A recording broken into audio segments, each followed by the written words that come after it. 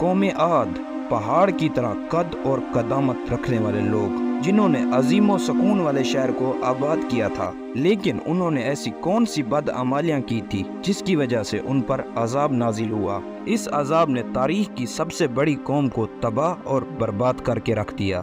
یہ وہ عظیم زمانہ تھا جب طوفان اور سیلاب تھم چکے تھے اور نوح علیہ السلام کشتی سے اتر آئے تھے اور اپنے 3 بیٹوں کو دنیا کے مختلف حصوں میں روانہ کر دیا۔ جب نوح علیہ السلام کشتی سے اتر آئے تھے اور اپنے 3 بیٹوں کو دنیا کے مختلف حصوں میں روانہ کر دیا تاکہ دنیا میں انسانی آبادی دوبارہ پھیلے، حضرت نوح کے بیٹے سام سرزمین عرب میں آ کر سکونت پذیر ہو گئے، جہاں ان کی نسل میں اضافہ ہوا۔ جزیرہ عرب میں سامی نسل کی ابتدا ہوئی۔ سام کی نسل سے ایک طاقتور سردار کی پیدائش ہوئی جس کا نام عاد تھا۔ عاد اپنی اولادوں کے ساتھ جنوبی عرب میں جا بسا۔ اس علاقے کو صحرائے اکاف کہتے تھے، جہاں ریت کے بلند اور بڑے بڑے ٹیلے تھے۔ عاد اپنی اولادوں کے ساتھ یہاں آ کر آباد ہو گئے اور یہاں ان کی اولادوں میں 13 قبیلے آباد ہوئے۔ یہ لوگ قوم عاد کہلائے۔ انہوں نے طاقتور حکومت کی بنیاد رکھی اور یہاں تقریباً 1500 برسوں تک آباد رہے۔ انہوں نے اس بنجر صحرا کو اپنے زور و بازو، محنت اور مشقت سے سرسبز بنا دیا اور اپنی خوبصورت بستیاں بسائیں۔ قوم عاد دنیا کے لمبے اور طاقتور لوگ تھے۔ ان کی طاقت کے بارے میں کہا جاتا ہے وہ اپنے ایک ہاتھ سے درخت کی جڑوں کو اکھاڑ لیتے تھے۔ وہ کبھی بوڑھے نہیں ہوتے تھے۔ ان میں سے ایک شخص 1000 سال کی عمر پاتا تھا اور انہیں کبھی کوئی بیماری نہ ہوتی تھی۔ قوم عاد کا زمانہ 2000 قبل مسیح مانا جاتا ہے۔ انہوں نے آکاف میں پہاڑوں کو کاٹ کر عالی شان محل بنائے تھے، بڑے بڑے ستونوں کو کاٹ کر اپنی بستیوں کی عظمت کا ثبوت دیتے۔ 1000 ستونوں والی قوم کی شہر بھی کہا جاتا ہے، جس کا مرکز حضر موت کا علاقہ تھا۔ قوم عاد کھجور کے باغات کے مالک تھے اور کھیتی کرنے والے تھے اور چٹانیں کاٹ کر بڑی بڑی نہریں جاری کی تھی۔ اس قوم کو اس دور کا سپر پاور کہا جائے تو غلط نہ ہوگا۔ قرطبی کی روایت کے مطابق حضرت ابن عباس کا بیان ہے، قوم عاد کے لمبے قد والے آدمی 500 ذراع کا ہوتا تھا اور ان میں سب سے چھوٹے قد کا آدمی 300 ذراع کا ہوتا تھا۔ یاد رہے، 1 ذراع موجودہ پیمائش کے مطابق تقریباً 1.5 فٹ کا بنتا ہے۔ تمام نعمتوں اور رحمتوں کے باوجود یہ لوگ اللہ کے نافرمان ثابت ہوئے۔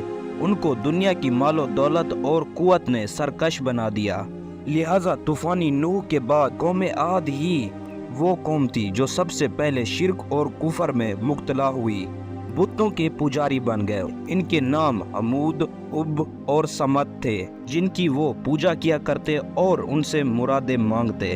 شرک کے ساتھ بہت جلد ہی یہ لوگ جہالت، گمراہی، بے حیائی اور فساد میں پڑ گئے اور بدعمالیوں کی تمام حدوں کو پار کر دیا۔ لہٰذا اللہ نے قوم عاد میں سے ایک نیک اور صالح بندے جن کا نام ہود علیہ السلام تھا، انہیں نبوت عطا کی، اس بھٹکی ہوئی قوم کی اصلاح کی جا سکے۔ ہود علیہ السلام نے اہل عاد کو اللہ کی دعوت دی اور انہیں شرک سے توبہ کرنے کی نصیحت دی۔ حضرت ہود مسلسل 50 سالوں تک اپنی قوم کو دین حق کی واعظ اور نصیحت فرماتے رہے۔ قوم عاد کے 2 قبائل جن کا نام کلمان اور خلجان تھا اور ان کے پاس قوم کی سرداری تھی، انہوں نے حضرت ہود کی سب سے زیادہ مخالفت کی اور آپ کو تکلیفیں پہنچائی، لیکن آخر کار قبیلہ خلجان دین حق پر ایمان لے آئے۔ لیکن اور 12 قبیلوں نے حضرت ہود علیہ السلام کا انکار کیا۔ انہوں نے حضرت ہود علیہ السلام سے کہا، ہم اپنے باپ دادا کا چلن ہرگز نہ چھوڑیں گے۔ وہ تکبر اور غرور میں اتنا ڈوب گئے، انہوں نے اللہ کو للکار دیا اور کہا، ہم سے کوئی طاقتور ہے تو اسے لے آؤ۔ لہٰذا قوم عاد پر عذاب کا فیصلہ قریب تھا۔ کئی دنوں تک آکاف میں بارش نہ ہوئی، ہر طرف سوکھا پڑنے لگا، کھیت کھلیان برباد ہو گئے اور زمینیں بنجر۔ عاد کے لوگوں کے بڑے بڑے باغات سوکھ گئے، مویشی مرنے لگے، یہاں تک کہ لوگ پانی کے لیے ترسنے لگے۔ جب کھانے کو کچھ نہ رہا، یہ لوگ کتے، بلیاں، مردار جانور اور چوہوں کو بھی کھانے لگے۔ लिहाजा एक स्याह बादल मंडराता हुआ अकाफ के इलाके की तरफ बढ़ने लगा। हर तरफ अंधेरा छा गया। हजरत हूद अलैहिस्सलाम ने जब ये मंजर देखा तो समझ गए अल्लाह का वादा अब करीब है। हजरत हूद अलैहिस्सलाम अपने मानने वालों को लेकर खतीरा नामी बस्ती की तरफ रवाना हो गए। जैसे ही हजरत हूद ने अकाफ से हिजरत फरमाई, अजाब की इब्तिदा हो गई। काले बादल मजीद स्याह हो गए और तूफान बर्पा हो गया। एक तेज आंधी चली जिसने सबके दिलों को दहला दिया। इस सख्त आंधी के सामने हर चीज जमीन बोझ होने लगी। हवा के झोंकों से कौमे समूद के अजीम सतून ढाने लगे और उनके बड़े बड़े महल और घर उड़ा के रख दिए। 60 हाथ के कद आवर लोग तिनके की तरह उड़ रहे थे। हवा उनके सर पर इतने जोर से टकराती थी, उनके भेजे मुंह पर लटक जाते थे। आंधी का अजाब इतना सख्त था, हवा आग के गोलों में बदलकर घरों में घुस गई और उनको उठाकर बाहर फेंक देती। अल्लाह ने इस तेज आंधी के अजाब को 7 रातों और 8 दिनों तक जारी रखा और अब अकाफ का वो इलाका जन्नत नजीर और दिल फरेब हुआ करता था, सहरा और तबाहशुदा जमीन में बदल चुका था। अगर अहले किताब की बात की जाए तो उनकी किताबों में इकाफ या ईरान के मुतालिक कोई तफसीली जिक्र नहीं मिलता। अलबत्ता अहदनामा कदीम में अल्फिलियन नामी मखलूक का जिक्र मिलता है, जिसका तर्जमा अहले किताब के उलमा के मुतालिक इंतहाई ऊंचे कद के लोग हैं। लिहाजा मुमकिन हो ओल्ड टेस्टामेंट में नफीलियन का जिक्र किया गया हो, वो कौम अहद हो। बहरहाल कौम आद का वो इलाका इस तरह तबाह और बर्बाद हुआ था, फिर हजारों साल तक तारीख के पन्नों से आद और उनके इलाके का नाम ही मिट गया। लोग उन्हें मिथ या अरबी कहानी समझने लगे, लेकिन 1000 सालों बाद कुरान पाक में कौम आद और अकाफ की तारीख को दोबारा दोहराया गया ताकि लोग उस कौम की हकीकत को याद रखें।